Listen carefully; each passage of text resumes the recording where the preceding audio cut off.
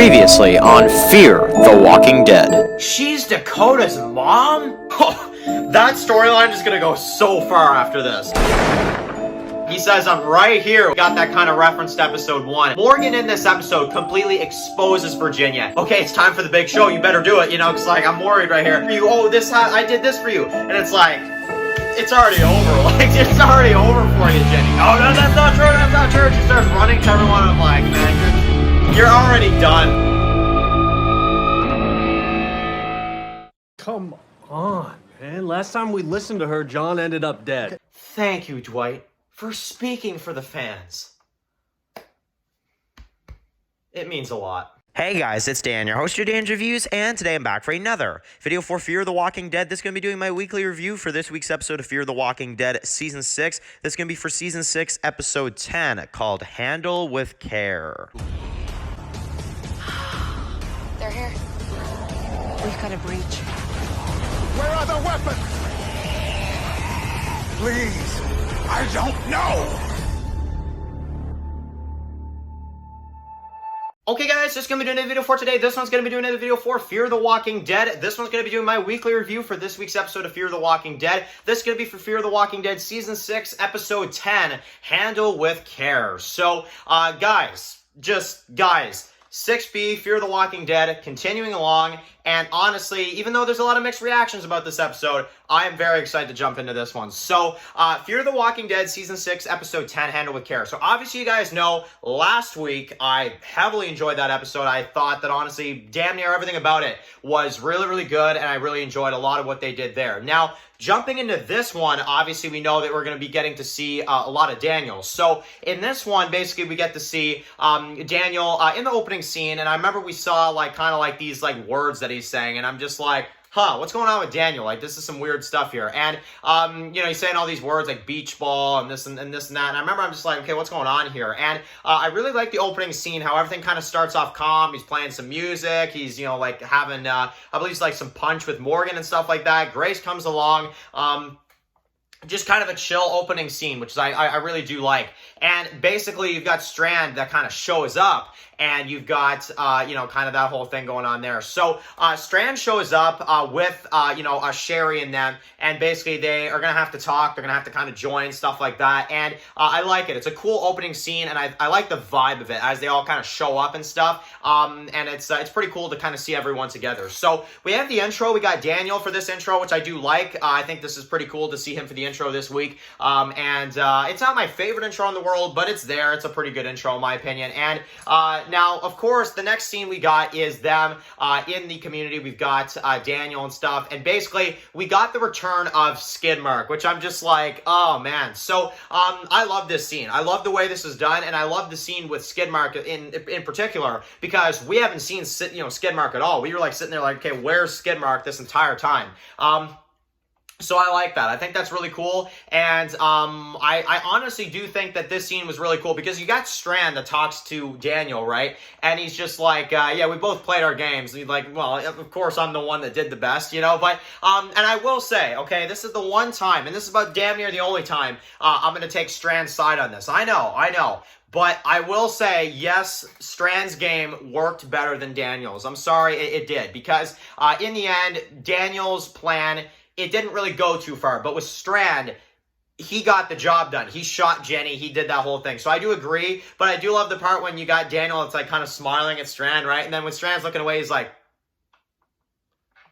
you know, like he pretends to be smiling the whole time. And I'm like, oh my God, dude. Like, the tension between the two of them, it's always there. And I love it. I think it's so cool. So basically, in this episode, we've got a bit of a group meeting, right? We got Daniel and them. They're all kind of sitting there. And this is when we kind of get the approach of like, is there a traitor? Is there a traitor within the group? And you guys know my theory about this. I've kind of said this a few times now, but I'm going to say it again. I think the traitor is going to end up being Wes. I'm not going to lie. When I see this meeting, I'm just like, okay, well, who in this group could be the traitor? Because obviously we know someone's messing with them.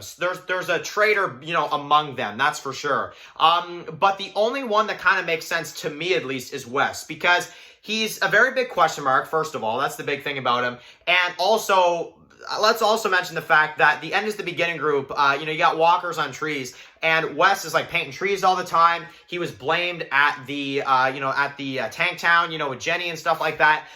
Yet she could have placed blame on anybody. I get that. But in my personal opinion, I think that Wes is the one that's been kind of screwing them over in this episode. And I know a lot of people are about to disagree with me on that. But I feel like it's been that way the whole time, and I feel like there is someone that has to be messing with our group in this one, and who else would it be? Like, seriously, like, if anybody can answer that for me in the comment section below, like, who else, if it's not Wes that's messing with them, could it be that's within our group? Not outside our group, no. Within our group in this episode that would turn on them. And honestly, no, I don't think it's Strand. No, I don't think it's Sherry. They showed up there scared. They showed up there, like wanting to warn them about this. So, it's not them, in my opinion. And that whole scene at the table I really like. Now, I have to point something out.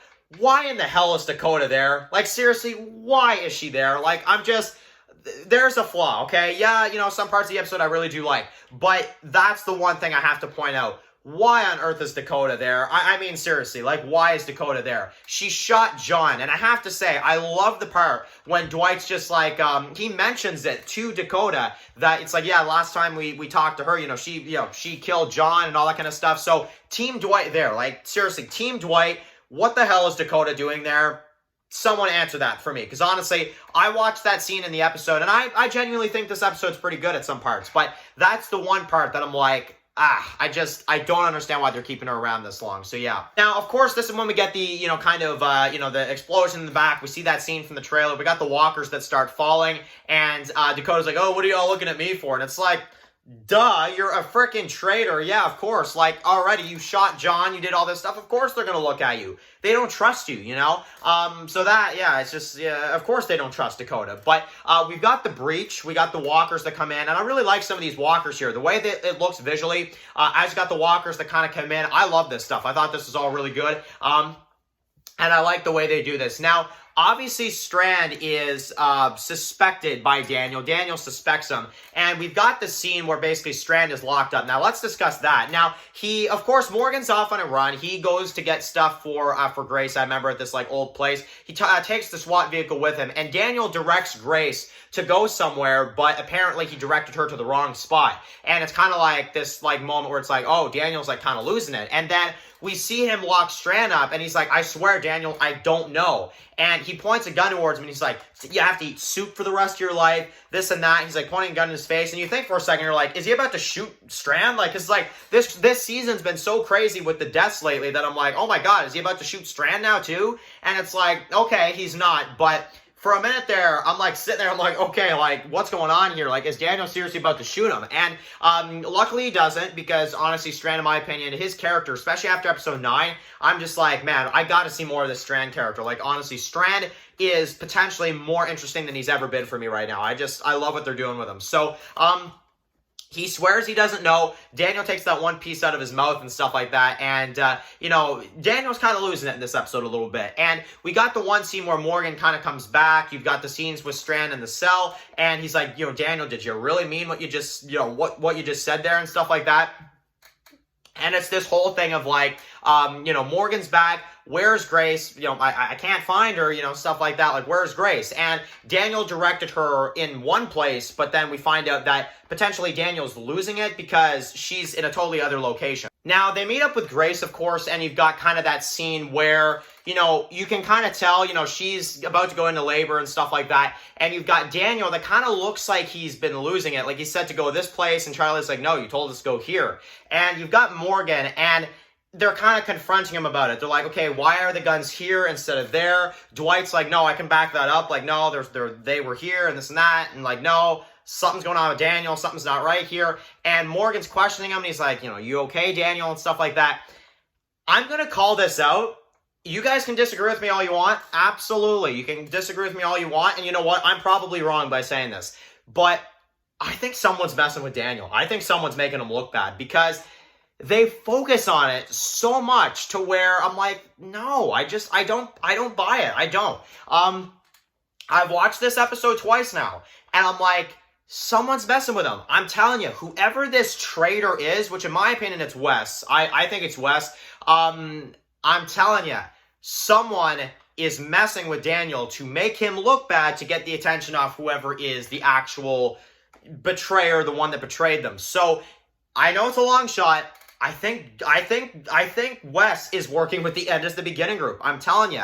And I think that's going to be a twist at some point. I don't know why. I just don't believe this whole Daniel thing. I don't believe that this all just randomly happened, you know? And I think that'd be a damn good twist if they did that too, to be honest. So, that's a long shot. I definitely could see people that disagree with it. I know. But I think someone's messing with Daniel to make him look bad. I really, really do. And I think that's going to be confirmed at some point, to be honest. And that's why I love this stuff. Because I'm like, I feel like there's something behind this. I do. Could I be reading into it? Absolutely. Could I be reading into it too much? Definitely. But I just feel like something's going on here. I really do. So, I don't see them giving Daniel amnesia, faking it in the first half of the season, and then actually doing it in the second half. That would just be ridiculous. That would be the dumbest thing ever. So, you've got June who says like, oh, well, you know, my expertise here, I got to look into it a little bit more and I'll be back to you. And you've got, Morgan that says, could he be faking it? I'm like, Morgan, he's not faking it. There's no way. I don't think Daniel will be faking it. To be honest, I think Daniel genuinely thinks something's wrong with him. Therefore, the scene we'll talk about now, the ending, where Strand's just like, no, you're not going out there on your own. If you want to leave, come to Lawton with us. And I actually like this scene. I like this scene a lot because Strand's actually helping Daniel out. After everything that happened in the cell, he's literally going to him after he pointed a gun in his face, after that whole explanation of, how hard it is to eat and stuff like that after you shot me in the face. You can tell Strand's like, buddy, just come to Lawton until you feel like you're better to come back. And I love the callbacks to where Daniel's just like, back in season 2, the last time I lost it, I almost killed myself and burned everybody. Like, I burned a place down and almost burned everybody with it in the season 2 mid-season finale. And he doesn't want to take that chance again with Charlie, Skidmark, and everybody else that he cares about in there. So he feels like he has to go, and they go to Lawton. And that's basically how the episode wraps up. So that's that. That's how the episode wraps up, and yeah, that is basically that. So, watching this episode a few times over, I've watched it twice now, watching the episode as a whole, kind of thinking about it a little bit, thinking about the possibility there behind some of these twists, and in my opinion, the End is the Beginning group, there's someone among them. I'm telling you this right now, and I know a lot of people will disagree with me.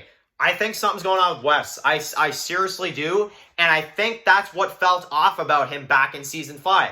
And I'm telling you right now, he is putting the focus on Daniel to distract from what's going on. I know. But that's the theory I'm going with right now. I think someone among them is messing with them.